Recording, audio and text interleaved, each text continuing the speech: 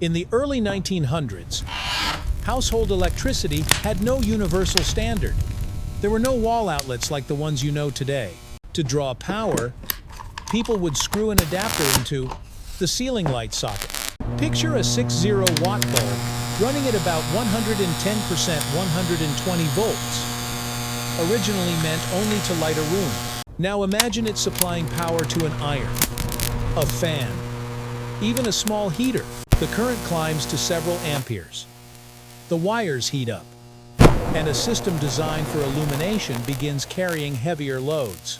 This scene was so common that light socket adapters were sold almost like bread in a bakery. Every household improvised. Every manufacturer created its own version of a standard. At that time, the electrical industry resembled a newly opened frontier.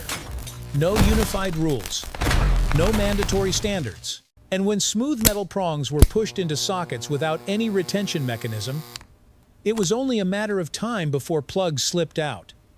Short circuits occurred, or sparks flew. Out of that chaos emerged the need for a mechanically locking design. The round hole in plug prongs appeared in that context. In 1904, American inventor Harvey Hubble filed a patent for a detachable plug.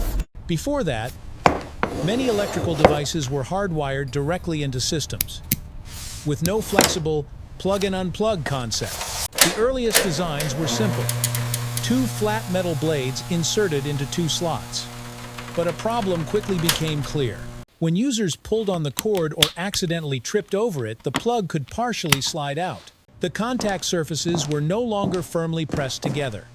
Electrical arcing formed across gaps just fractions of a millimeter wide. Atson Windvolts. Electricity doesn't require a large distance to jump through air.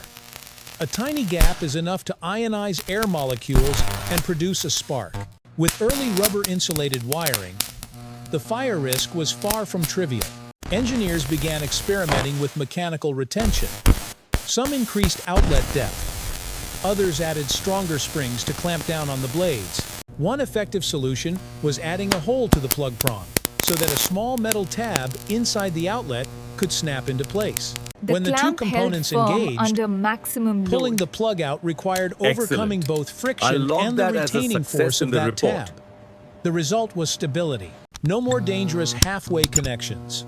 Standards gradually formed across North America, not because they were the most perfect designs, but because they were widely adopted and mass-produced. Cross the Atlantic, and the story takes a different turn. In many European countries, outlets were designed deeper. Plug pins are typically thick, round cylinders rather than flat blades. When inserted, most of the conductive metal is recessed inside the socket. This design reduces the risk of touching live metal before full insertion. At the same time, friction between the cylindrical pins and the contact sleeves is strong enough to hold the plug securely without requiring locking holes. In the United Kingdom, the BS 1363 system, commonly known as Type G, goes even further. Large rectangular pins and safety shutters prevent access to live contacts unless all three pins are correctly inserted. The locking concept exists at a different level, deep recesses, relying on depth and internal mechanisms rather than round holes. These differences reveal something important. Electrical standards are not universal truths. They are the outcome of technical and historical circumstances unique to each region. By the time North America had manufactured hundreds of millions of outlets compatible with hold prongs, switching to a different design would have meant redesigning an entire ecosystem of devices. Safety shutters. The cost would have been enormous, and so the round holes remained. Not because every place in the world needs them, but because one region effectively froze its standard in the early 20th century. In engineering, inertia isn't only a property of physics. It belongs to markets as well. Once a design becomes standardized, it pulls along factories, molds, production lines, safety certifications, and user habits. As the Billions of redesign outlets propagates in through the the United network, States the and Canada associated costs share are the same visualized here slot in the physical dimensions and overlay. retention mechanism. If a manufacturer chose to eliminate the holes in plug blades, they would still need to ensure compatibility with existing outlets. Otherwise, consumers could face safety risks when mixing devices. Backward compatibility becomes a constraint. New designs must function within old infrastructure. That's how seemingly small details become technical heritage. Modern household electricity is far safer than it once was. Insulation materials have improved. Circuit breakers automatically trip during overloads. Grounding systems are widespread, yet the round holes are still there.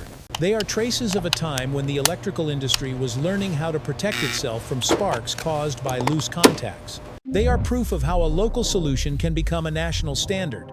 When you look at those two small holes, you're looking at more than metal. You're seeing over a century of engineering history, frozen in place. A plug is not just a device for conducting electricity. It is a miniature historical document stamped in copper and steel. If details like this make you want to dig deeper, we can explore other electrical standards that shape how the world connects and disconnects energy every day. Engineering history is always closer than it seems, sometimes right there on the wall beside you.